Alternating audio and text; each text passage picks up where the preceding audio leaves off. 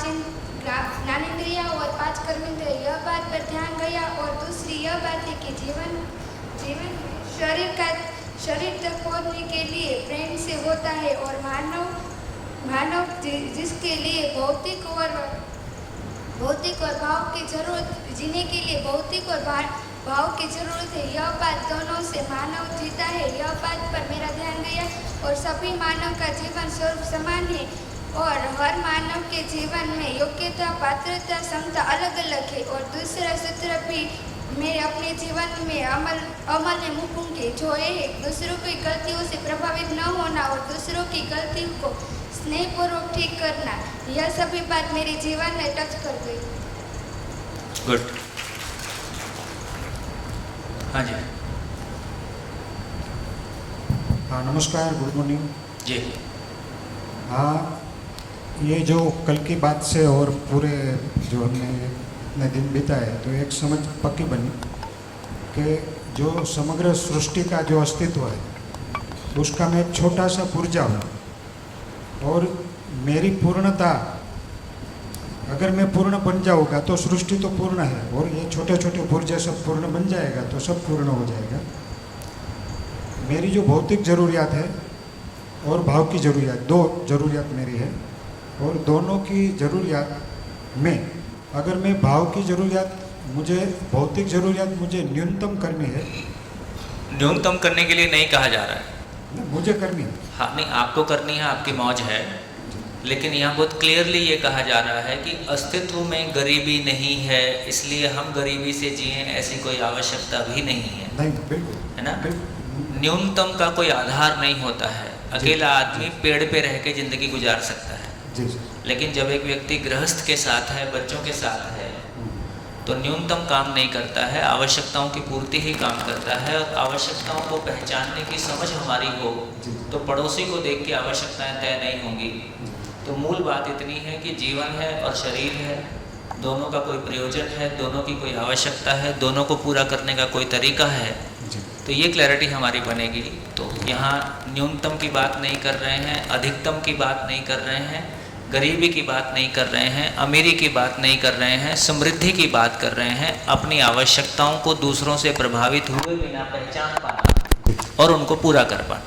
मेरा कहने का न्यूनतम का मतलब ये है कि अभी जो हम देख रहे हैं, ये भोगवादी जो समाज शैली हो गई है, उसकी प्रतिक्रिया में न्यूनतम शब्द आता है। हाँ, इसकी तो प्रतिक्रिया। हाँ, तो अपन दोनों से मुक्त हो जाएं, न्यूनतम और अधिकतम दोनों से मुक्त होने की जरूरत है। जी जी। और जो मेरी भाव की ज़रूरियात है, वो उसकी असीमितता को मुझे पहचानना है, और मुझे धीरे धीरे वो वहाँ तक जाना है। और शरीर की सब मांग है वो मेरी ज्ञानेंद्रिया और कर्मेंद्रिया पूरी करती है, मगर जो मेरे भाव की ज़रूरियात है इसको वो मेरी समझ से आती है, समस्या आएगी। हाँ, और स्वीकार से आएगी।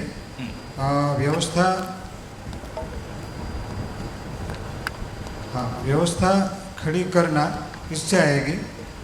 प्रकृति के दरेक हिस्से की तरफ जोने का अगर मेरा दृष्टिकोण भावपूर्ण बनेगा तो ये समझ सहज रूप से आएगी। तो मेरा दृष्टिकोण मुझे बदलना है, और ये सब देख के अभी अभी मैं फील कर रहा हूँ कि ना, बहुत कुछ मिला है, बहुत कुछ मैं बन सकता हूँ, कर सकता हूँ, मैं सुखी हो सकता हूँ। बहुत बढ़िया। मगर एक मेरे अंदर ये भी भाव हो रहा है कि ये सब क्या मेरे अंदर बना रहेगा। अभी शिविर चलती है, आपको सुनते हैं तो बहुत बढ़िया लगता है, बिल्कुल ठीक है, मगर जैसे घर जाएंगे तो जो छूट जाएगा, छूटने का डर भी है। बिल्कुल ये ऐसा ही है कि हमारे बचपन में वो मिट्टी का एक तारा बेचने वाला आता था, ऐसा करके बजाता था वो गाना। जब वो बजाता था तो हमको बहुत अच्छा लगता था, और घर वालों से जिद करके 50 पैसे 1 रुपये का रहता था वो, तो हम लोग खरीद के लाते थे। और फिर जब हम बजाते थे वो इतना बेसुरा बजता था कि उसको पटक के फोड़ ही देते। तो इसका मतलब है कि यहाँ ज़िंदगी के तार जब मैं बजाता हूँ तो आपको सुनने में अच्छा लगता है, लेकिन जब आप घर जाके बजाओगे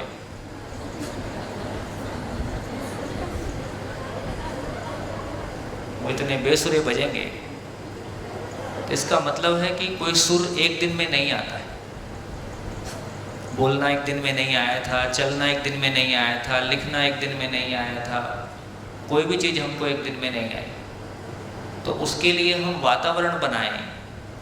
तो ये नानू भाई की जिम्मेदारी है, यहाँ के सारे शिक्षकगण की जिम्मेदारी है ना, हम सबकी भी जिम्मेदारी है और आपकी विशेष जिम्मेदारी है।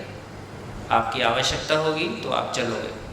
किसी को कहते हैं ना, किसी को नदी दिखाई जा सकती है, पानी नहीं पिलाया जा सकता, पीना चाहेगा तो पिएगा। तो अब ऐसा लगता है कि आप भी पीना चाहते हो, पिलाने वाले भी पिलाना चाहते हैं।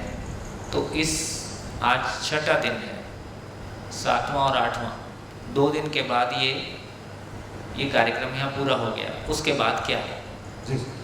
तो यह सम्मिलित 28 तारीख की दोपहर के पहले हमको ये क्लियरली तय करना है कि आगे का मैकेनिज़्म क्या होगा, कि जो उत्साह का वातावरण बना है, जो ज़िंदगी जीने की आशा हमारी प्रबल हुई है, वो आशा साकार रूप ले जाए, केवल शब्दों में ना रहे, चाहनाओं में ना रहे, वो हमारी योग्यताओं में बदल जाए।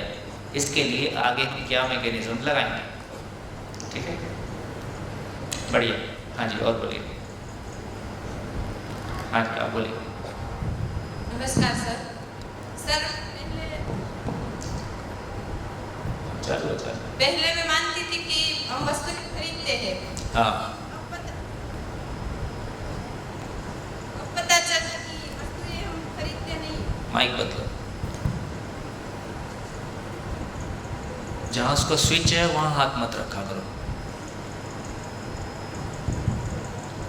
पहले मानती थी कि हम वस्तुएं खरीदते हैं, उसके पैसे देते हैं, लेकिन हाँ। अब पता चला कि वस्तुएं के हम पैसे नहीं देते, उसके पीछे लगे श्रम के हम पैसे देते हैं। बहुत बढ़िया। पहले हम किसी के घर जाते हैं, किसी फ्रेंड के घर जाते हैं, तो हम उसके ऋणी रहते हैं, उसके कृतज्ञता रहते हैं, लेकिन अब पता चला कि हम नेचर के प्रति भी हमें कृतज्ञता का और हमारा भाव कृतज्ञता का और ऋणी का ही होना है। और जैसे एक पेड़ की कीमत मेरे लिए एक 10-12 माल की बिल्डिंग से भी ज़्यादा होती है। अब से होगी, एक पेड़ की कीमत एक बिल्डिंग और एक घर से भी ज़्यादा होगी। और कल ये पता चला कि मैं और मेरा शरीर दोनों अलग है। मैं जब पहले भी मैं खुद से बातें करती थी, लेकिन समझ में नहीं आता था कि किससे बातें करती हूँ। अब पता चलता है कि मैं खुद मुझसे ही बातें करती हूँ।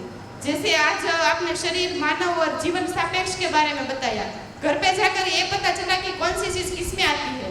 ये मुझे बहुत अच्छे से समझ में आ गया। शानदार। मनुष्य की दृष्टि जहाँ पर है उसे बच्चे आगे निकल गए। हाँ जी, नाम सही बोला करो। मेरा नाम मोरी निराली है। मनुष्य की दृष्टि जहाँ पर है उसे वो नहीं, उसकी मानसिकता जहाँ पर है उसे वो दिखता है। पृथ्वी पर 3 अवस्था है जो एक दूसरे का ऋण वापस कर सकते हैं, लेकिन मनुष्य में ऋण वापस करने की क्षमता नहीं है। हाँ जी। नमस्ते। सभी मानव जीवन के रूप में समान है, लेकिन हम अलग अलग भी है, पात्रता, योग्यता और क्षमता के रूप में। पूरी व्यवस्था को समझने की क्षमता मानव में है। मानव का महत्व यह है कि व्यवस्था की सुंदरता को समझे और सुंदरता अपने अंदर देख के इस सुंदरता का उत्सव मनाते रहना और उसे सुंदर बनाए रखने और सुंदर बनाना ही मानव ज्ञान व्यवस्था की आवश्यकता है। बहुत बढ़िया। हाँ जी, बोलो खड़े हो फटाफट जिसको बोलना है। हाँ जी, पीछे माइक, आगे माइक।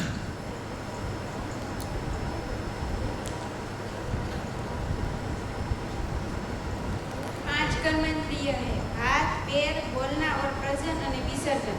अब हमें प्रकृति के बाद लेने के बाद कुछ देना चाहिए। प्रकृति हमें जितनी जरूरत है इतनी ही उपयोग करना चाहिए। और मैं और मेरा शरीर दोनों अलग है। हाँ, चाहिए नहीं, मैं ऐसा करूँगा। किसको सुना रही हो चाहिए, है ना? तो मैं करूँगा, नहीं करूँगा, ऐसा बोलो। हाँ। कल हमने जो चर्चा की उसमें क्षमता, योग्यता और पात्रता के बारे में पता चला। क्षमता है कि हम पे कितना बोझ उठाने की हमें क्षमता है, और योग्यता संबंध निभाने की। हाँ, और पता चला। योग्यता जो हम समझे हैं कमर पे बोझा उठाना क्षमता नहीं, संबंध को निभाने की क्षमता है। हाँ, योग्यता जो हमें जो समझे है वो दूसरों को समझाना, और पात्रता कि आप हम पे ज़्यादा बरसाते हैं मगर हमें ग्रहण करने की शक्ति कितनी है, वो पात्रता है हमारी। समझने की बात आता है। और आत्मा सभी धर्म के लिए एक ही है, और सभी लोग जो लोग शाकाहारी के साथ रहते हैं वो शाकाहारी होते हैं, शाकाहारी हो सकते हैं, और मांसाहारी के साथ रहते हैं वो मांसाहारी बनते हैं। जब कोई व्यक्ति समझदार व्यक्ति के साथ रहता है तो वो समझदार हो सकता है। और हमने कल ज्ञानेंद्रिय और कर्मेंद्रिय के बारे में जो देखा वो भी पता चल गया। और शरीर को मैं चलाता हूँ, शरीर को नहीं चलता पर शरीर को मैं चलाता हूँ।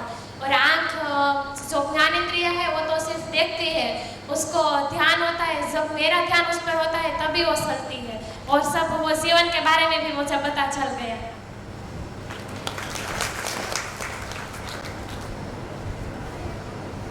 ये हर रोज खुशी के लिए हम लोग यहाँ आते हैं। और थोड़ा माइक ऊपर कर लो। हाँ, हम लोग हर रोज खुशी के लिए ये शिविर में आ रहे हैं और हर रोज खुशी का आधार का सपोर्ट बढ़ रहा है मेरे अंदर, और वो जीने में कैसे ढाला जाए उसके लिए कुछ उत्साह दिख रहा है, और कुछ जगह पे शंकाएं भी बनी है, उसको आगे कैसे करेंगे।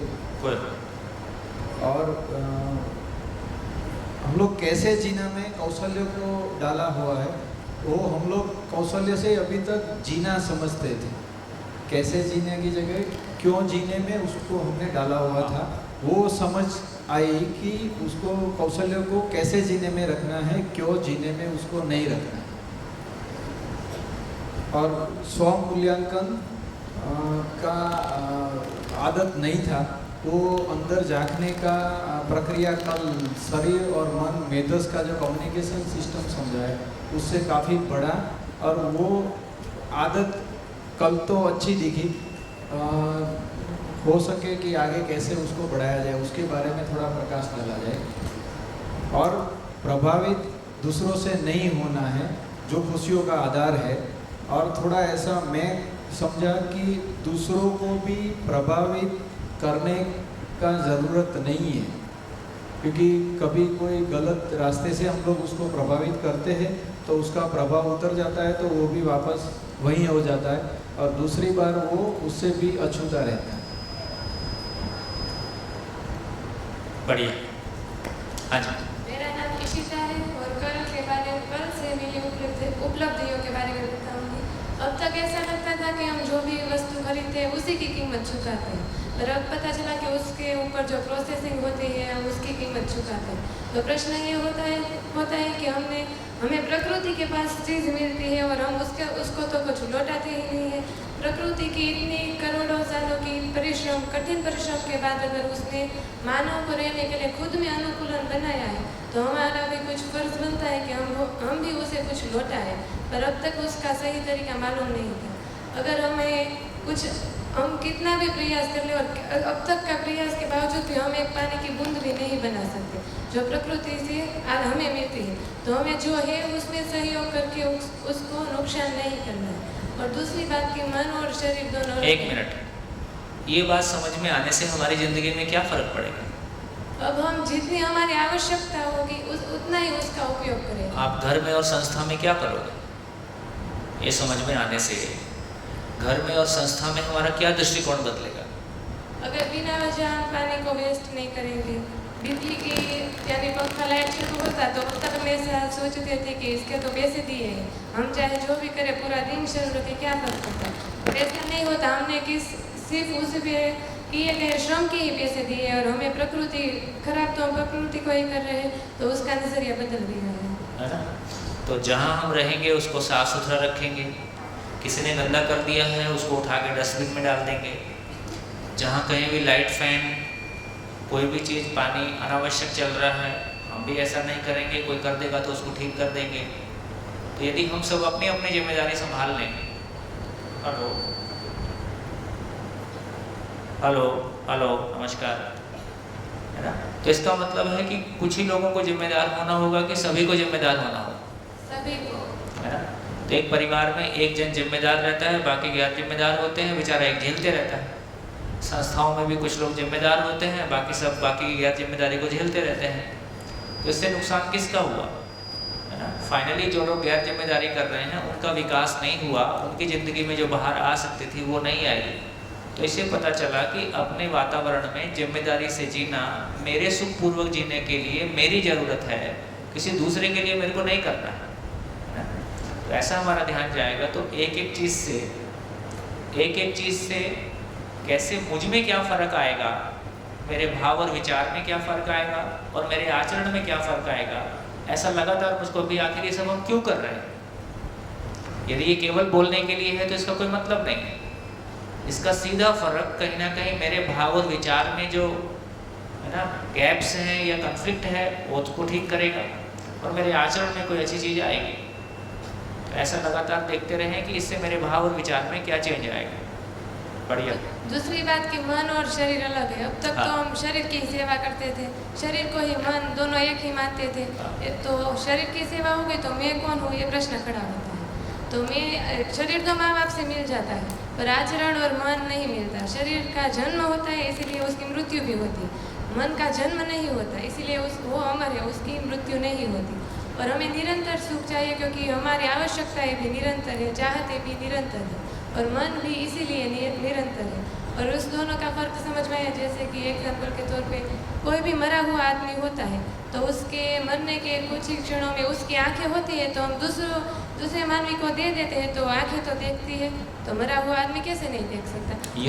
यूट्यूब में तुमने काफ़ी कुछ देखा है ऐसा लगता है। नहीं देखा, टाइम ही नहीं। चर्चा में सुना। अच्छा, तो मरा हुआ आदमी वही आंखों से नहीं देख सकता क्योंकि उसमें मैं यानी कि ये एग्जाम्पल पे ध्यान गया या ये थोड़ा तेज बोल रही हैं तो थोड़ा सा हो सकता है सबका ध्यान नहीं जा रहा है। तो देखिए ये बात आती है कि भाई मरे हुए आदमी में आँख तो नहीं देखती है, लेकिन उसी आँख को निकाल के जिंदा आदमी में लगा देते हैं तो उसी आँख से हम देखते हैं। इसका मतलब आँख तो ठीक थी, देखने वाला गायब था। इधर देखने वाला मौजूद है तो उसी आँख से हमको दिखाई देता है ना। तो ऐसे बहुत सारी ऑब्जर्वेशन से हमारा ध्यान चला जाएगा कि शरीर और मैं कैसे अलग अलग हैं, दोनों कैसे साथ साथ हैं, दोनों की आवश्यकता कैसे अलग है, कैसे उनको पूरा करना है और सभी की पूरी हो सकती है। दूसरों अगर हमें अभी तक वास्तविकता को स्वीकारने की या समझने की सही योग्यता नहीं थी। हमें ऐसा ही लगता, कोई दुख दे तो ऐसा लगता था कि हमें दुखी करना चाहता है। हाँ। पर अब पता चला कि कोई किसी को दुखी करना नहीं चाहता, स्वयं सुखी होना चाहते हैं। और अगर ये बात की हमें सही समझ मिल गई तो हम रिएक्ट नहीं करेंगे, रिस्पॉन्ड करेंगे। देखिए ये बहुत इम्पोर्टेंट है। बोलते समय हम बहुत सारी बातें बोल देते हैं लेकिन उस पर हमारा ठीक से ध्यान चला जाए। ये बात अपने आप में बहुत इम्पोर्टेंट है। यदि पूरे अपने आसपास के परिवेश में हम देखेंगे तो मैक्सिमम घटनाएं इसलिए हो रही हैं कि हम ये मान लेते हैं कि सामने वाला मुझको तंग करना चाहता है, दुखी करना चाहता है। घर में भी यही होता है, बाहर भी यही होता है। तो यदि ये ध्यान चला जाए कि सामने वाला मुझको दुखी करना चाहता है या अपने सुखी होने के लिए कुछ कर रहा है और उसको सुखी होने की योग्यता नहीं है, तो काफ़ी आराम हमारे बीच में आ सकता है, घर में, संस्थाओं में। हाँ जी। मेरा नाम रानू है। बच्चे का आचरण माँ बाप से अच्छा भी हो सकता है और बुरा भी हो सकता है, जिसकी जैसी सोच। संबंध तो है ही, उसे बनाना नहीं है, सिर्फ उसे पहचानना है। बहुत बढ़िया। अगर हमें कुछ करना है तो हमें उनकी किताबें पढ़ के नहीं, उनकी जीवन शैली जीकर, उनका सेल्फ ऑब्जर्वेशन के माध्यम से हमें सब कुछ पता चलता है। और कुछ? हाँ जी।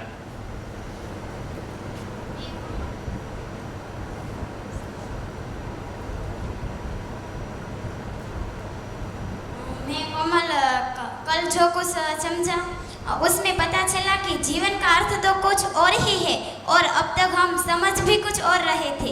जीवन और शरीर जो अलग है, मैं ही जीवन हूँ और भौतिक आवश्यकता जो शरीर से जुड़ी है, भाव जो मन से जुड़ा है, वो दोनों अलग अलग। मैं शरीर को चलाती हूँ, मुझे सुख दुख का दर्द मुझे पता चलता है। मैं स्वीकारती हूँ तो ही मुझ में समझ और जीवन का अनुभव होता है। समझ ही है जो शरीर से जुड़ी हुई है। मेरा ध्यान जिस तरह जाता है मुझे सिर्फ उनकी ही अनुभूति होती है। उसका मतलब लोग कितनी ही बातें बनाए, कितनी ही सुनाए, पर जब तक मेरे में समझ है, मेरी स्वीकृति नहीं होगी, तब तक मेरे जीवन में कोई फर्क नहीं पड़ेगा। मैं मेरे सुख की जिम्मेदार मैं खुद ही हूँ। देखिए अच्छी घटना क्या घट रही है, अब जो कुछ भी आप बोल रहे हो ये भाषा भी आपकी है, भाव भी आपका है ना।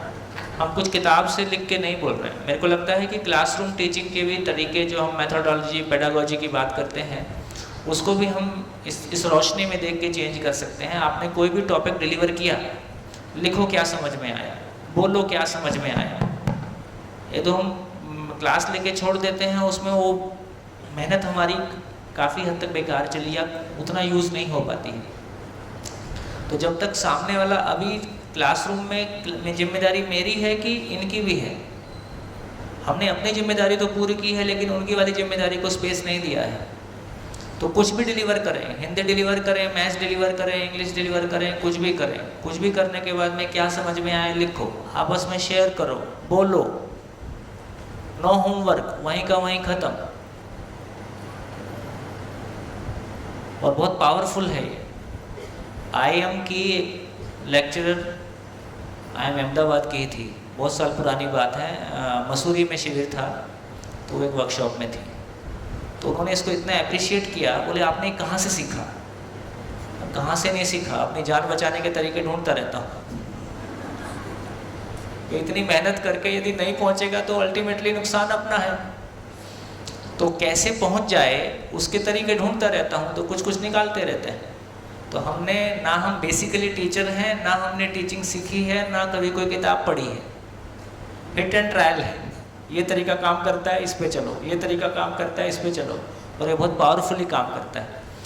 जिस क्षण आदमी किसी बात को सुन के अपने में फील कर पाता है और उसका आर्टिकुलेशन भाषा के रूप में कर पाता है और उसको व्यक्त कर पाता है और दूसरे एप्रिशिएट कर पाते हैं, वहाँ मेरा काम पूरा हो जाता है। एक लेवल का काम पूरा हो गया। और ये साथ साथ हो सकता है। तो किस तरह से क्लासरूम टीचिंग बहुत पावरफुल हो और उसमें बच्चा हर चीज़ में जो उसका कॉन्फिडेंस है, कोई सब्जेक्ट पढ़ने के बाद उसको लग रहा है कि मैं नहीं समझ पा रहा हूँ, तो एक नहीं समझ पा रहा है उसका प्रभाव दूसरे सब्जेक्ट में भी जाता है। एक सब्जेक्ट समझ में आने लगा है, उसका प्रभाव दूसरे में भी जाता है। तो सकारात्मक भी जाता है, नकारात्मक भी जाता है। गुड। तो ये बहुत अच्छी बात है कि किसी भी बात को सुन के आप उसको अपने में फील कर पाते हो, अपने शब्दों में लिख पाते हो, उसको आप व्यक्त करते हो, और धीरे धीरे ये इम्प्रूव होता जाता है ना, ये लगातार और इम्प्रूव होता जाएगा। गुड, बढ़िया। हाँ बेटा। मैं तो जो समझी वो मैं बताना चाहती हूँ। हम गांव में रहते हैं या शहर में रहते हैं, लेकिन सबको सार्थकतापूर्वक रहना चाहिए। हमारी पात्रता यानी कि हम कितना ग्रहण कर सकते हैं, योग्यता यानी कि हम जो सीखा वो दूसरों को सिखा सकते हैं, और क्षमता यानी कि वहन होना। सब मानव समान है, फिर या योग्यता पात्रता यानी क्षमता अलग हो सकता है। हम दूसरों की भूल को स्नेहपूर्वक ठीक करने की क्षमता रखनी चाहिए। मानव की भौतिक और चीज में रोटी, कपड़ा और मकान सब आता है। 5 ज्ञानेंद्रिय है, शब्द, रूप, स्पष्ट, रंग और गंध है। और 5 कर्म इंद्रिय है, हाथ, पैर, बोलना, प्रजनन तंत्र और जी। जीवन। देखो, मैंने क्या बोला उसको रिपीट करने की जरूरत आपको नहीं। उससे आपको क्या समझ में आया वो आपको बोल रहे हैं। तो मैं दूसरों को भी समझ सकती हूँ और सबको कह भी सकती हूँ। बस बस, बहुत बढ़िया। गुड। चलिए लास्ट। हाँ। मेरा नाम अमीशा है। मेरा एक प्रश्न है जो मैं आपको पूछना चाहती हूँ। मन क्या है और वो कहाँ होता है? गुड। कल एक बिटिया बहुत अच्छा क्वेश्चन कर रही थी, अब तो उसने आज दूसरे कपड़े में आई है, ये थी। हाँ, इसको माइक दो, बोलो क्या बोल रही थी कल। बोलो। अच्छा क्वेश्चन था तुम्हारा। खड़े होके बोलो, खड़े हो। अरे घर की बात है, चलो। मेरा क्वेश्चन ये था कि जो प्राकृतिक है जमीन है वो प्राकृतिक है, तो जमीन का बंटवारा क्यों करते हैं? वो तो प्राकृतिक ही थी, हमारी तो कोई हक ही नहीं बनता कि उसका हम बंटवारा करें। सब लोग कहते हैं इतनी जमीन मेरी है, ये तुम्हारी है, बंटवारा करते हैं। उसका मूल्य हमारे पास थोड़े, हमारे पापा ने थोड़ी दी थी जमीन के हम उसका बंटवारा कर दे। वो तो प्राकृतिक, वो तो प्राकृतिक थी ना, उसको तो प्राकृति ने ही दी थी हमको, हमने नहीं बनाया उसको, तो हमारा क्या हक बनता है कि हम उसका मूल्य लगा सके? ये तो यूएनओ जाने लायक है।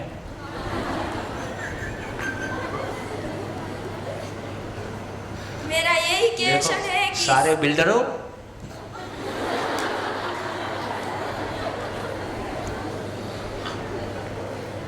मेरा यही क्वेश्चन है कि सब लोग बंटवारा क्यों करते हैं? वो हमारा हक ही नहीं है कि हम उसकी कीमत लगा सके। तो सब लोग पढ़े लिखे होते हैं, वो भी कहते हैं कि इतनी जमीन मेरी है, ये तुम्हारी। वो तो समझते हैं कि ये सब तो प्राकृतिक है, तो फिर वो भी क्यों बंटवारा करते हैं? भाई मैंने 1 एकड़ जमीन खरीदा तो जमीन वहीं रहती है कि मेरे घर चली जाती है चल के मेरे साथ? जमीन तो वहीं रहती है। इसका मतलब है कि मैंने जमीन खरीदी तो क्या खरीदा? मैंने जमीन खरीदा तो क्या खरीदा? जमीन तो वहीं रहती है, कल किसी और की थी तब भी वहीं थी, आज मेरी है तब भी वहीं है। तो मैंने जमीन खरीद लिया तो मैंने क्या खरीद लिया? उसको इस्तेमाल करने का अधिकार खरीदा है। तो जमीन नहीं खरीदी है, जमीन को यूज करने का अधिकार खरीदा है, और अक्ल होगी तब इस्तेमाल कर पाऊंगा। बेचने के लिए खरीदी है, इन्वेस्टमेंट के लिए खरीदी है तो कुछ और झंझट है। देखो ये पहले था भी, मतलब हमारे पुराने लोग बताते हैं कि गांव में कोई नया परिवार रहने के लिए आ गया तो गांव उसको निःशुल्क जमीन देता था। और मारवाड़ी समाज में ये परंपरा रही है कि कोई नया व्यक्ति शहर में आके रह रहा है तो हर परिवार उसको 1 ईंट 1 रुपया खड़ा होने के लिए देगा। 1 ईंट मतलब उसका घर भी बना के देगा, और 1 रुपया सभी देंगे ताकि वो अपना भी व्यवसाय शुरू कर सके। तो जिन चीज़ों को आज बहुत हम व्यावसायिक रूप में कर रहे हैं, कल उसको सामाजिक रूप में करते ही थे। कल ज़मीन ज़्यादा थी तो ज़मीन इतनी बड़ी प्रॉब्लम। आज भी कई देश ऐसे हैं जो अपने यहाँ लोगों को बुलाते हैं और फ्री में ज़मीन ले लो, काम करो, क्योंकि वहाँ लोग नहीं हैं। जैसे जैसे हमारे देश की जनसंख्या बढ़ती गई और जैसे जैसे वो अधिकार वाला, फिर मैं खेती करूँगा कि इस पर आप खेती करोगे, कैसे तय होगा? तो भैया जो उसको खरीदेगा वो खेती करेगा, या वो उसमें बिल्डिंग बनाएगा कि फैक्ट्री लगाएगा। तो खरीदने का एक पॉजिटिव पार्ट ये है कि उसका अधिकार उसके पास है। लेकिन अब एक ही आदमी 10,000 एकड़ खरीद के डाल देता है क्योंकि उसके पास पैसा है। तो बहुत सारे लोगों के लिए आखिर मकान बनाएगा तो ज़मीन पे बनाएगा, गाय रखेगा तो ज़मीन पे रखेगा, फैक्ट्री लगाएगा तो ज़मीन पे लगाएगा। तो बहुत सारे लोगों के काम करने का अधिकार छीन लिया, तो ये गलत हो गया। तो कहीं ना कहीं कोई भी ज़मीन है यदि सदुपयोग नहीं हो रहा है तो सरकार की है, कुछ ना कुछ ऐसा हमको सोचना पड़ेगा, या हमको इतनी समझ रहे कि हम सदुपयोग ना करें। तो ये सवाल फंडामेंटल है। किसी भी देश की सारी प्रॉपर्टी, जैसे किसी देश की परिभाषा क्या है?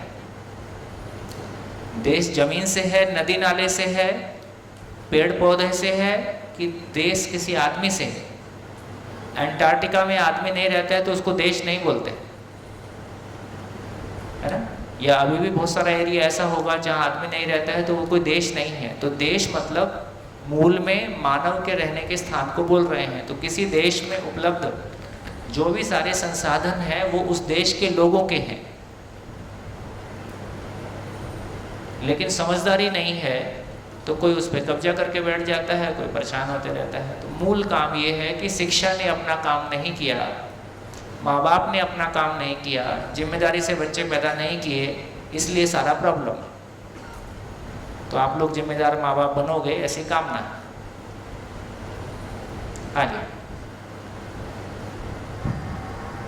उसने बोला उसने मुझे क्वेश्चन नेचर पहले था, पहले मानव नहीं था, तो कोई बात नहीं, ठीक है, आवाज़ थोड़ा पास रखो। नेचर के पहले मानव तो जब उन्होंने जन्म नहीं लिया था, तो नेचर को कैसे पता चला कि मानव को हवा पानी ऐसी जरूरत पड़ेगी? ठीक बात है, कैसे पता चला? है कि वो खांडवी खाएगा, ढोकला खाएगा।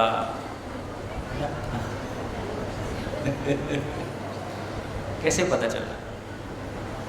चलिए, हाँ बेटा, माइक दो भाई, अब तो कॉन्फिडेंस आ गया, उसको माइक। प्रकृति एक माँ है, माँ को तो पता ही होता है कि उसके बच्चों को क्या चाहिए। माँ बच्चा हमारी माँ है, इसीलिए उसको पता होता है कि बच्चे की क्या जरूरत। इसीलिए तो हवा पानी जिसकी हमें ज़रूरत थी वो उसने पहले से ही तैयारी करके रखी थी। पहले जैसे मेरी माँ थी, उसको पता है मैं आने वाली हूँ, तो उसने सब कुछ तैयारी करे, क्या क्या वो पहनेगी, क्या क्या नहीं, सब कुछ उसने ढूंढ के रखा था। इसीलिए वो प्रकृति मेरी माँ है, इसीलिए उसको पता था कि हम सब आने वाले हैं, इसीलिए उसने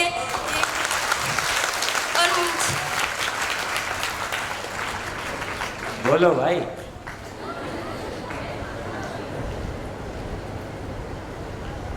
बेटा वो एक और वो माइक मांग लेते, उसको दो पहले। सर, मुझे एक कंफ्यूजन है। हाँ, माइक थोड़ा पास है। आपने कहा कि शरीर मरता है, मैं नहीं मरता, तो जब ये शरीर मर गया तब मैं किसी दूसरे शरीर में जाऊंगा, तो मैं तय करूंगा कि मैं कौन से शरीर में जाऊंगा या कोई और तय करेगा?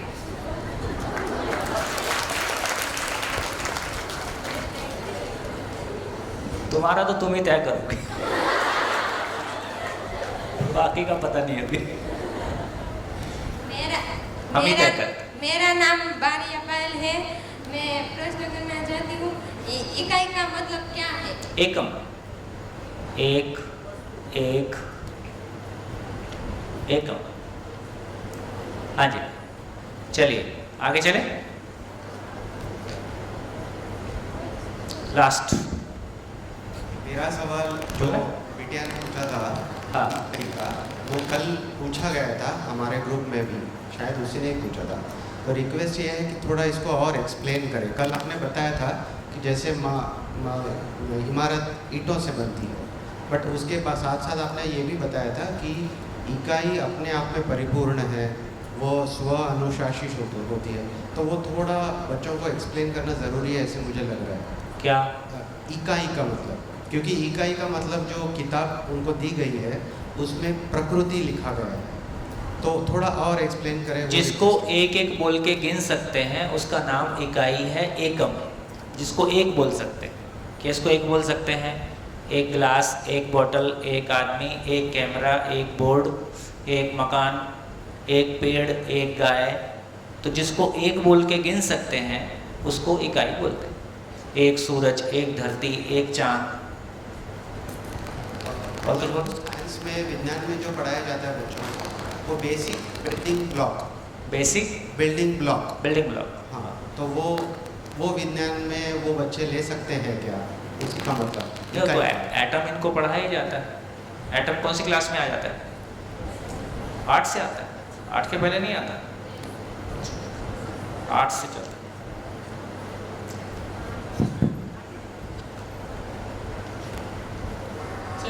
एक मेरा एक क्वेश्चन है, हम अनुभव है कि कई बार हमको ऐसा पता चलता है, क्योंकि हम कुछ लोग क्लोज होते हैं, नज़दीक होते हैं, क्योंकि बच्चे और मम्मी। एक मेरा छोटा भाई था, उसका एक बार एक्सीडेंट हुआ, तो उसको मम्मी को तुरंत पता चला कि मेरा बच्चा क्या है, वो उसको कॉल करो। तो मैं वहीं पे था, मैंने उसको कॉल किया, तो उस पता चला कि यही टाइम पर उसको एक्सीडेंट हुआ था और वो गिर गया। तो उसको मम्मी को तुरंत पता चला, उसकी याद आई। मैं बाहर जॉब करता हूँ, तो मुझे भी अचानक मेरी मम्मी को याद आती है ना, तो मैं कॉल करूँ तो मम्मी भी वैसे ही बोलती है कई बार कि मैं तो उसको याद ही कर रहा था। ऐसा कोई शक्ति है या? सूत्र है, शरीर और शरीर के बीच में दूरी है, जीवन जीवन के बीच में दूरी नहीं है। शरीर के बीच में दूरी है, जीवन जीवन के बीच में दूरी नहीं है, इसलिए पता चलता है। जिसको आप बहुत प्यार करते हो, जिसके साथ आप जुड़े होते हो और वो भी आपके साथ जुड़ा हुआ होता है, तो कम्युनिकेशन हो जाता है। अभी के लिए इतना, बाकी और विस्तार से धीरे धीरे आगे चलेंगे।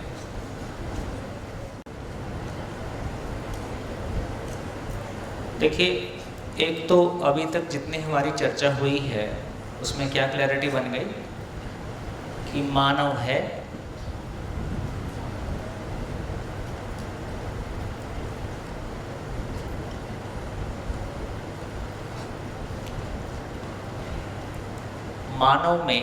मानव बेसिकली जीवन, चलो नीचे लिख देता हूं,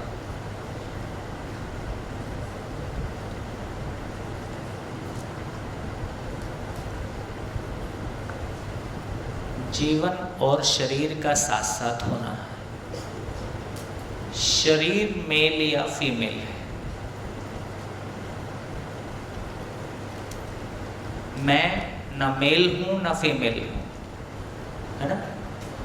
मैं क्या हूं? अक्षय बल शक्ति संपन्न इकाई, सोचने विचारने की अक्षय बल और शक्ति संपन्न इकाई, अपने आप में निरंतर सुख की चाहत, ये उसकी मूल चाहत है।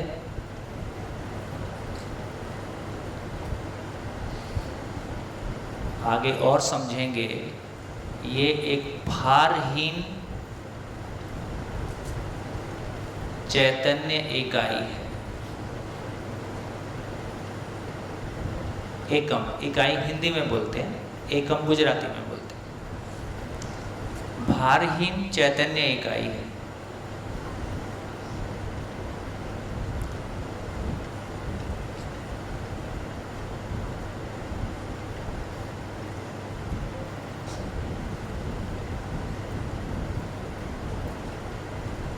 तो ये भी समझ में आया, जीवन स्वयं में भौतिक रासायनिक नहीं है, इसलिए जीवन की जो आवश्यकता है वो भाव है, और समझपूर्वक भाव को पहचानते हैं तो इसका नाम भाव है।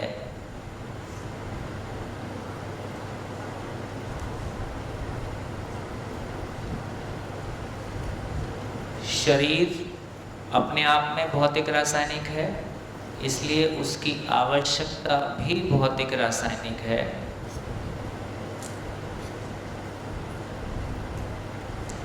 और उसकी आवश्यकता भौतिक रासायनिक है तो प्रकृति के साथ श्रम पूर्वक, उत्पादन पूर्वक हम इसको पाते हैं। तो जितना भी भाव की दुनिया है, विश्वास, सम्मान, सुरक्षा, जितना भी भाव की दुनिया है, ये सबको पाने का तरीका समझ पूर्वक हम भाव को पाते हैं। तो यहाँ से हमारी क्लैरिटी ये बनी कि ये सामान की दुनिया है, ये सुविधा की दुनिया है,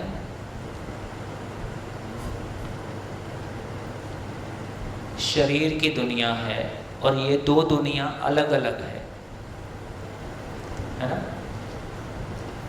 तो यहाँ पे कुछ सूत्र आते हैं जिनको अब चर्चा कर सकते हैं। जैसे ये कहा, सुख से सुविधा नहीं,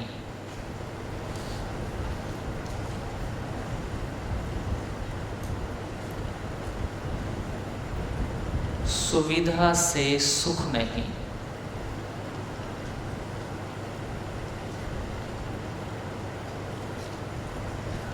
श्रम से समृद्धि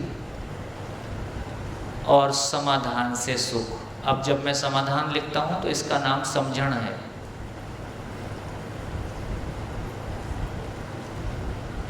ये चार सूत्र अभी तक की जितनी बातचीत हमने की है उससे निकल के आए।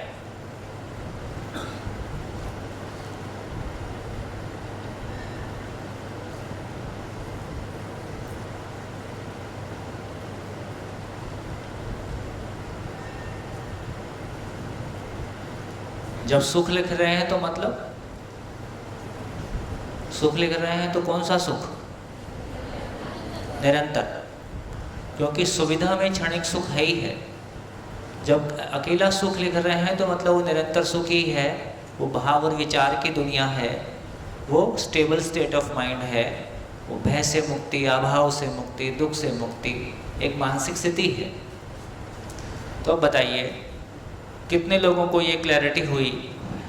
कितने लोग अब ये अपनी ज़िंदगी में अपने समझने के आधार पे बोल सकते हैं कि हाँ, सुविधा से सुख नहीं है, मैं समझ पा रहा हूँ, सुविधा से सुख नहीं है। कोई एक जन बोले, कोई भी एक जन बोले, क्या मतलब हुआ इसका? क्या मतलब हुआ इसका? बोलो। हाँ, अपनी ज़िंदगी से जोड़ के कुछ बोलोगे तो बेहतर है। हमारा मन अच्छा है तो कहीं भी सुख ही है। भाव और विचार की स्टेबिलिटी बनेगी तो हमें अच्छा ही लगेगा। हाँ, अच्छा लगेगा, लेकिन भाव और विचार से खाना आ जाएगा ऐसा भी नहीं।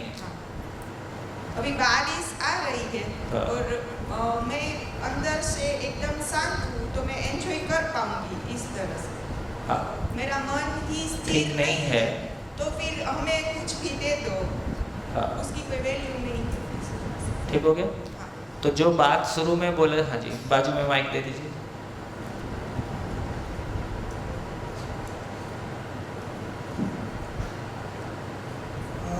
जो सुविधा से सुख नहीं है वो क्लियरली मैं अपने लाइफ से भी देख सकता हूँ। घर के अभी मकान का काम चल रहा था। क्या? तो मकान का काम, आपके मकान का काम चल रहा था। जी। हाँ। तो मैंने उसको कंप्लीट करने के लिए या अपने मन का मतलब जैसे लग रहा है कि वैसे थोड़ा इस तरफ आ जाइए। तो जैसे एक हमें लगा कि जो स्टैंडर्ड चलता है उस तरह हमें जो भी टाइल्स लगाना है, जो भी उसमें सुविधा रखना है। पड़ोसी देख के बेहोश नहीं हो तो क्या मकान बनाया? जी। तो उसके लिए मैंने क्या किया, बैंक से लोन लाया। लोन लिया? लोन लिया, पर्सनल लोन लिया, क्योंकि जॉब कर रहा हूँ तो मिल गया। बट और मकान भी अभी बन गया है। बट मुझे लग रहा है कि वो सुविधा के लिए मैंने किया, बट अब जब लोन की EMI जा रहा है हर महीना, तब तो सुख नहीं मिल रहा, उसमें तो फिर टेंशन बढ़ रहा है। तो सुविधा से सुख तो नहीं है, कंपलसरी है, दुख तो उसके साथ ही आता है। सुविधा, क्योंकि एक टाइम के बाद जब लगता है कि इसमें जो पुराना हो जाता है, पहले तो आकर्षण रहता है, पर जब पुराना हो जाता है तो उससे कुछ मिलता नहीं है। और EMI नहीं रहती है जी, मकान पुराना हो जाता है। जी। तो वो तो है, क्लियरली हम देख सकते हैं। बहुत बढ़िया, गुड। मेरा उदाहरण तुरंत का है। हाँ। जब पहले दिन मैं आया 1:30 बजे पहुंचा यहाँ पर, तो सीधा गया मैं जो मेरे को रूम दिया गया था, और मेरे को फ्रेश होना था। जैसे मैं गया तो इंडियन टॉयलेट, पिछले 10 साल से जब से हम नए मकान में शिफ्ट हुए हैं, इंडियन टॉयलेट में बैठने की आदत ख़त्म हो गई। बैठते तो पैर में दर्द होता है। तो मुझे लगा कि मैं आके यहाँ बुरी तरह से फंस गया, क्योंकि सुविधा नहीं थी। लेकिन जब जैसे तैसे करके रेडी होके जब यहाँ पहुँचा, आपसे 2-3 घंटा जब सुना, उसके बाद समझ में आया कि जो मिल रहा है बहुत ज़्यादा मिल रहा है, उसके कंपेयर में ये कुछ भी नहीं है। तो वो जो मेरे को दुविधा लग रही थी, वो दुविधा न लग के एक सामान्य रूप में मैंने उसको लिया, और आज 5-6 दिन हो गया, कोई तकलीफ नहीं है।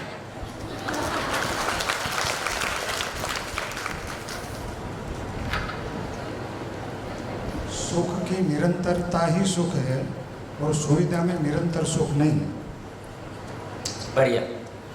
तो ये क्लैरिटी जो हमने शुरू में एक लाइन भी बोली थी कि जिंदा रहने का कोई सामान जीने की दुनिया में नहीं जाता है, तो इसका मतलब बहुत साफ सुथरा हो गया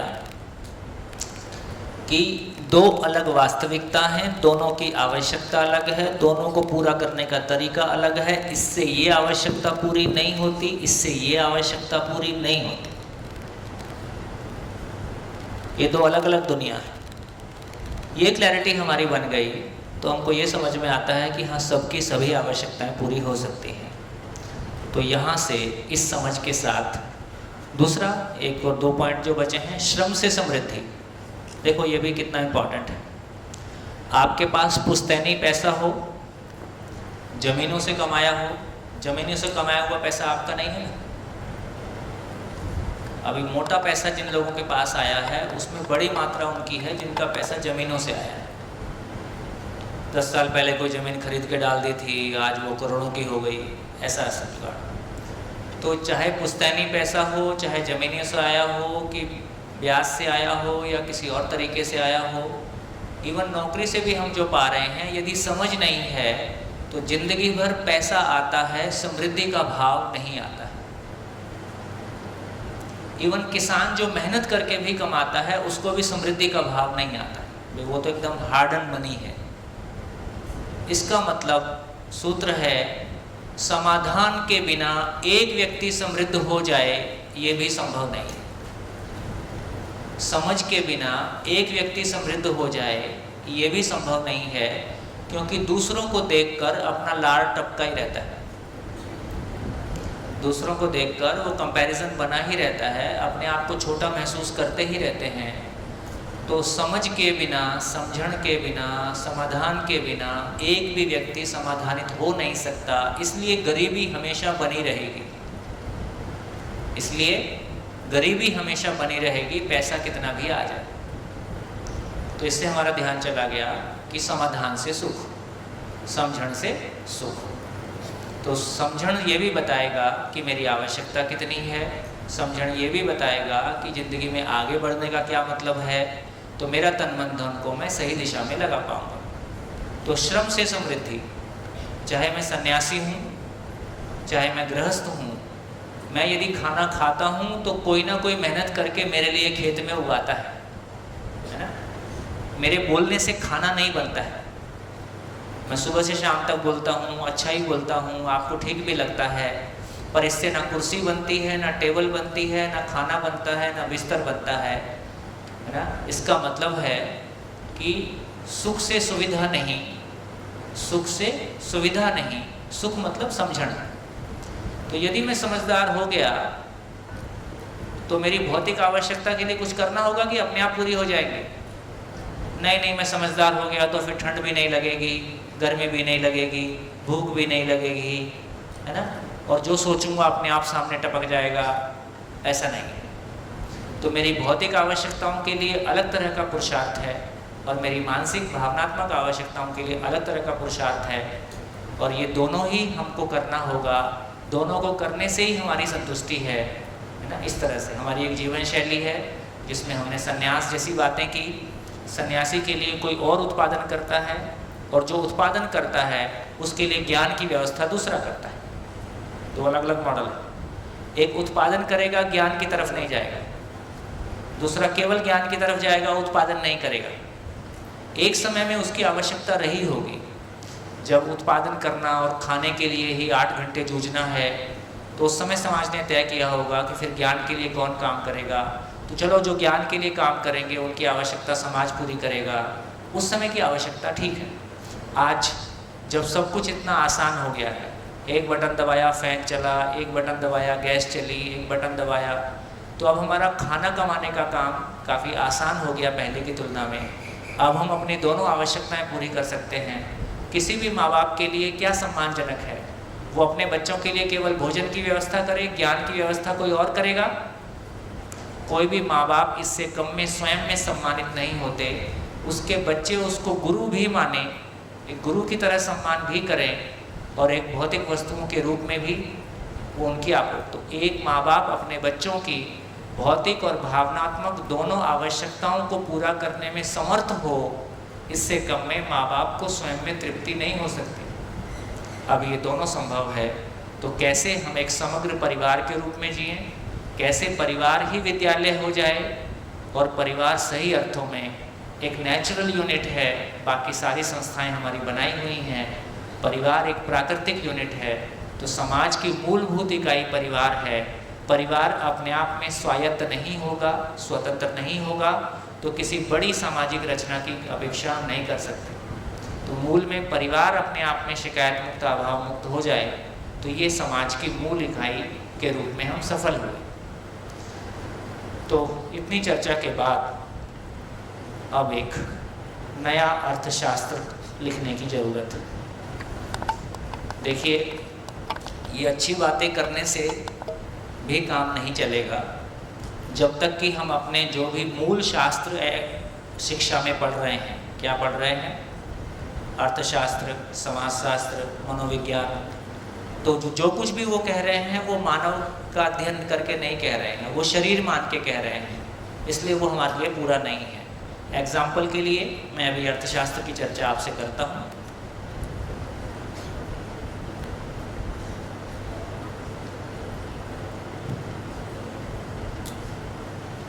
अर्थशास्त्र का मूलभूत सिद्धांत कौन सी क्लास में आ जाता है? 11वीं में। 11वीं के पहले नहीं आता? सोशल साइंस बोल के जब हम पढ़ाते हैं, छठी क्लास से, 5वीं में नहीं, जो आवश्यकताएं असीम हैं, साधन सीमित है, ये सुना है? सुना है? कौन सी क्लास में आता है ये?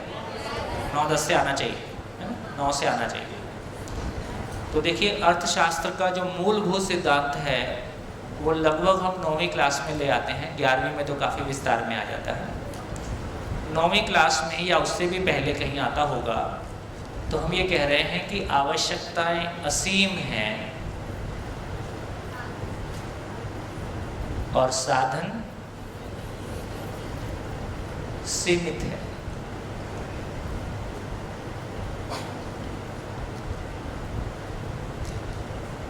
कितने लोगों ने ये सुना? और जिन्होंने नहीं सुना और जिन्होंने सुना उन्होंने उनको सुना दिया। समाज में कितने प्रतिशत लोग इसको मानते हैं? सभी मानते हैं, ठीक है। और अपने घरों में दिखता भी है।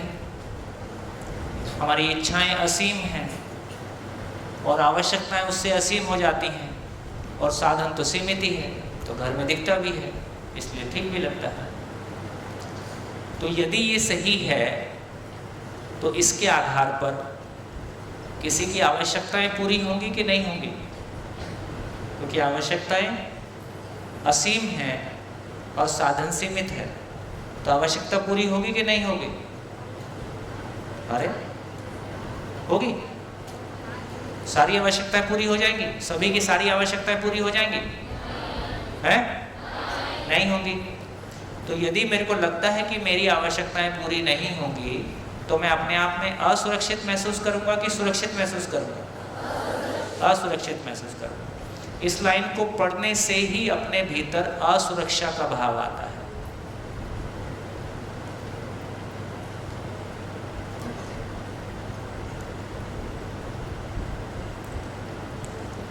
जैसे ही असुरक्षा मेरे भीतर आता है, वो तुरंत भय में परिवर्तित होता है, और भयवश तुरंत मैं जिस चीज से भयभीत होता हूं उसके संग्रह की ओर जाता हूं।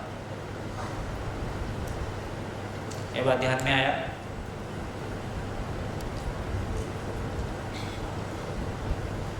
कल अखबार में झूठी खबर आ जाए, परसों से पेट्रोल नहीं मिलेगा, तो हम क्या करेंगे? सब कोई अपना डब्बा लेके पेट्रोल पंप पे पहुंचेंगे और जितना पेट्रोल है सब अपने घरों में लाके कर देंगे, और परसों सही में खाली हो जाएगा। इसलिए जो जिसको लेके असुरक्षित है, उसको लेके भयभीत है, उसका संग्रह करता है। जो रूप को लेके असुरक्षित है, वो रूप का संग्रह करता है। अच्छा दिखने, देखो ये एक सोचने की बात है। मेरे शरीर से मेरी पहचान हो कि मुझसे मेरी पहचान हो? अभी क्या हाल दिखाई देता है? अभी मुझको अपने पे कोई विश्वास ही नहीं है, मेरे शरीर से मेरी पहचान होगी, तो शरीर को कैसे चमकाया और दिखाया जाए ताकि दूसरे देख सकें कि मैं कैसा हूं। मैं शरीर हूं कि मैं अलग हूं? मैं कैसा हूं? तो मैं तो चेतना हूं, मैं तो समझ हूं, मैं तो ज्ञान हूं, मैं तो भाव और विचार हूं। तो इस बात पे हमारा ध्यान जाएगा कि मेरा विश्वास क्या चीज पे है। शरीर से मेरी पहचान होगी, इसके प्रति मेरा विश्वास है, कि स्वयं से मेरी पहचान होगी, इसके प्रति मेरा विश्वास है।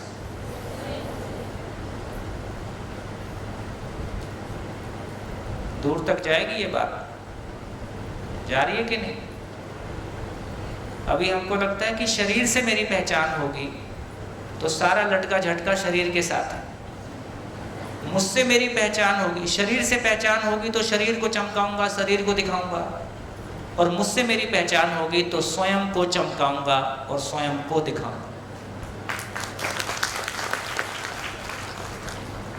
तो ये जो भी अभी बहुत सारा उपद्रव चलता है, उसका एक ही कारण है, मैं स्वयं को शरीर मानता हूँ और शरीर के आधार पर ही मेरी पहचान होगी, उसके लिए सारा प्रयास करता हूँ। जो अपने सम्मान के लिए असुरक्षित है, वो सम्मान का संग्रह करेगा। जो अपने पद के लिए असुरक्षित है, वो पद का संग्रह करेगा। जो धन के लिए असुरक्षित है, वो धन का संग्रह करेगा।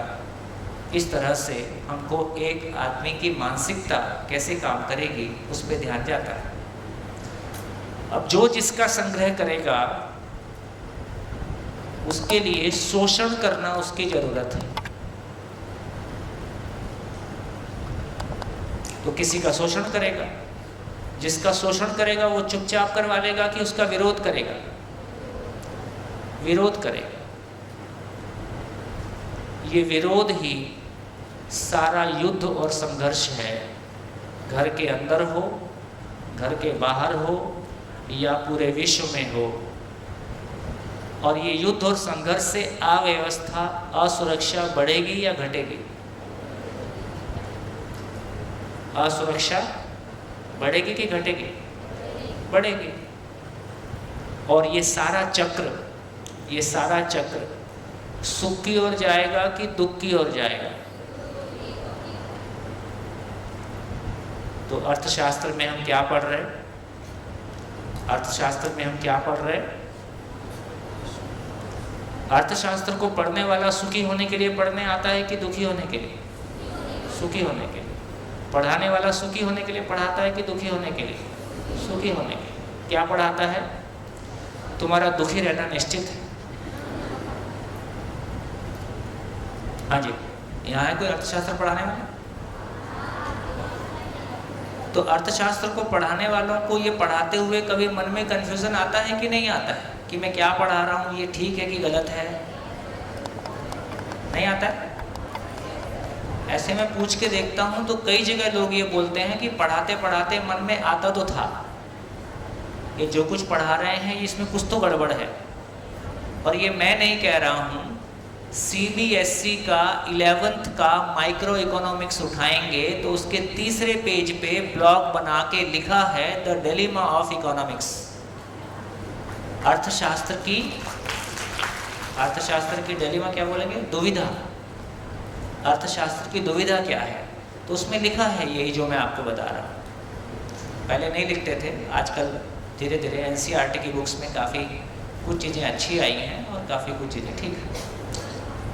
तो दोस्तों, एक लाइन इस धरती के सारे मानव की कब्र खोदने के लिए पर्याप्त है, क्योंकि वो जिंदगी भर असुरक्षा में रहेगा। असुरक्षित आदमी लंबी उड़ान नहीं भर सकता। असुरक्षित आदमी, सूत्र है, बढ़िया सूत्र है,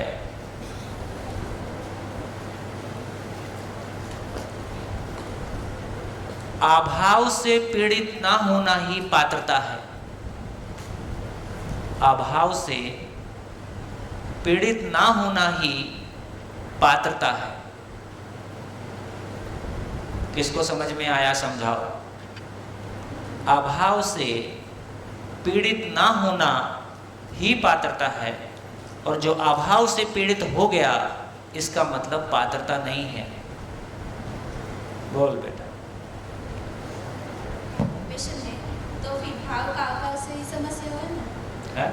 तो फिर भाव का अभाव से ही समस्या हुई ना? हाँ, तो सारी समस्या भाव का अभाव ही है। हाँ जी, कौन समझाएगा? अभाव से पीड़ित ना होना ही पात्रता है। हाँ जी, पीछे एक माइक।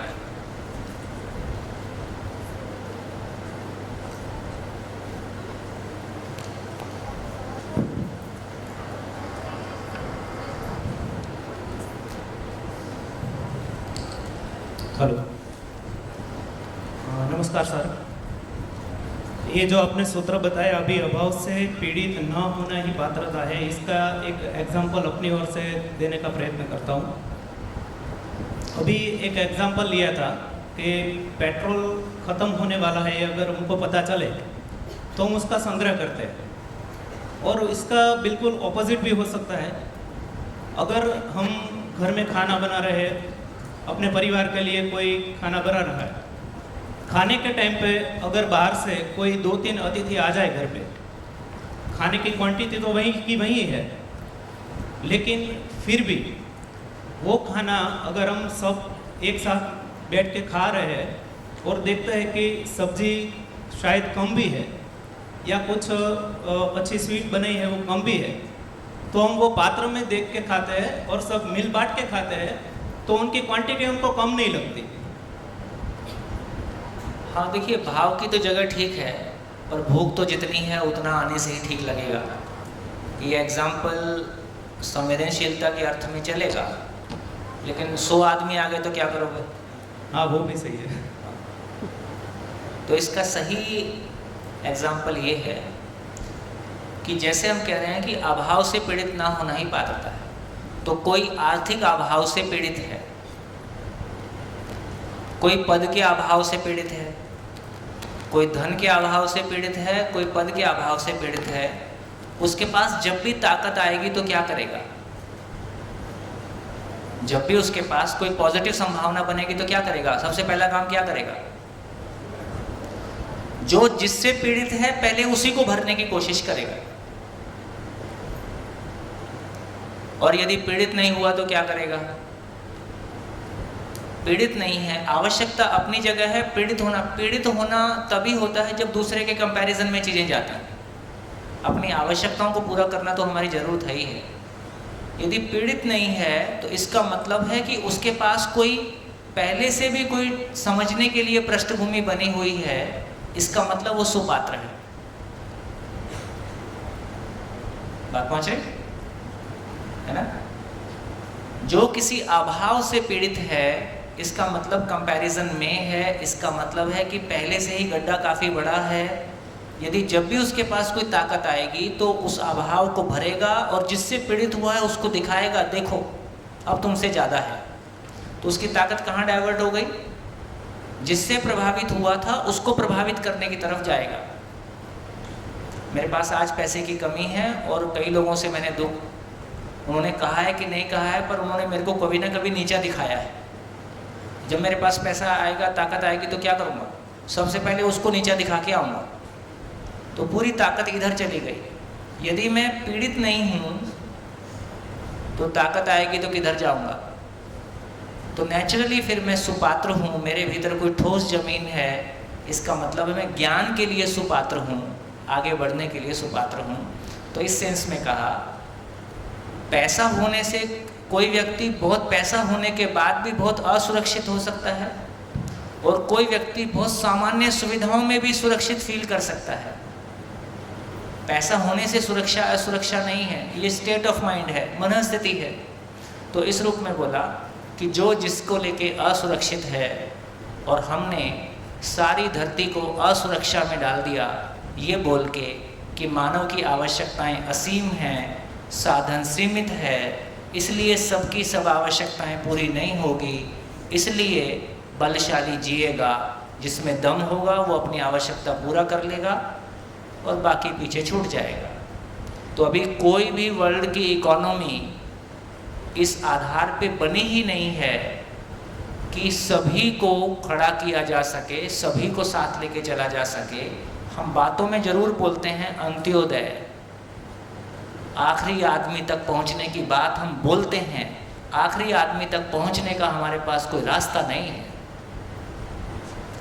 भावपूर्वक आखिरी आदमी के दर्द से पीड़ित होकर उस तक पहुंचने की बात करना अलग बात है, लेकिन अर्थशास्त्र के रूप में, व्यवस्था के रूप में आखिरी आदमी तक पहुंचने का कोई रास्ता हमारे पास है ही नहीं, क्योंकि यदि ये अर्थशास्त्र है तो नहीं पहुंचेगा कल्याणकारी अर्थशास्त्र। मैंने शायद आपको बताया था कि मैं बेसिकली इंजीनियरिंग ग्रेजुएट हूँ, लेकिन मेरी अपना रुझान था कि आदमी को समझूं और कुछ इस तरह से करूं, तो मैंने फिलासफी में पीएचडी करने का सोचा। उस बीच में सोशियोलॉजी में एडमिशन लिया और मैंने सारी बुक्स खरीद के पढ़ डाली। तो सारी बुक्स खरीद के समाजशास्त्र, मनोविज्ञान, अर्थशास्त्र, जिसके भी जो फंडामेंटल कॉन्सेप्ट्स हैं सब पढ़ के देखा, तो एक तो ये पाया कि सारे वेस्टर्न लेखक का हिंदी अनुवाद है, उसमें एक भी भारतीय का नाम नहीं मिलता है, एक भी। टोटल का टोटल वेस्टर्न जो थॉट है उसका हिंदी अनुवाद है हमारा पूरा मनोविज्ञान, अर्थशास्त्र, समाजशास्त्र। फिर उसमें कल्याणकारी अर्थशास्त्र के नाम पे भी कुछ थियरीज हैं, लेकिन वो केवल भाषा है, ज़मीन पे ट्रांसलेट करने की स्थिति नहीं है, क्योंकि वो मानसिकता ही नहीं है कि ज़मीन पे ट्रांसलेट हो सके। जैसे अभी हमारे लिए प्रजातंत्र बोझ है। प्रजातंत्र बोझ क्यों है?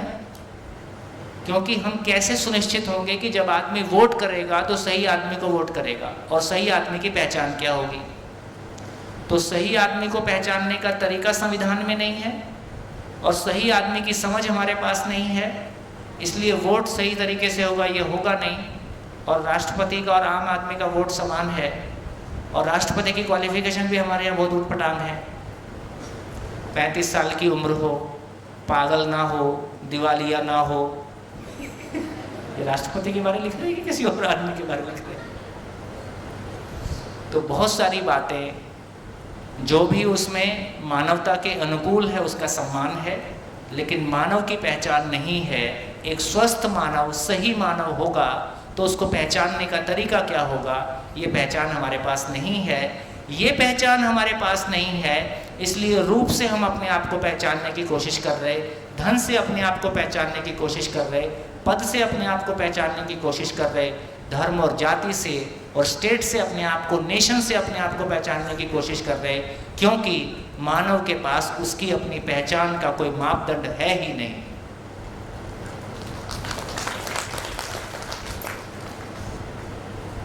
तो कोर में जाएंगे तो हमको वो बहुत मेहनत करने से कुछ हो जाएगा ऐसा होने वाला नहीं है।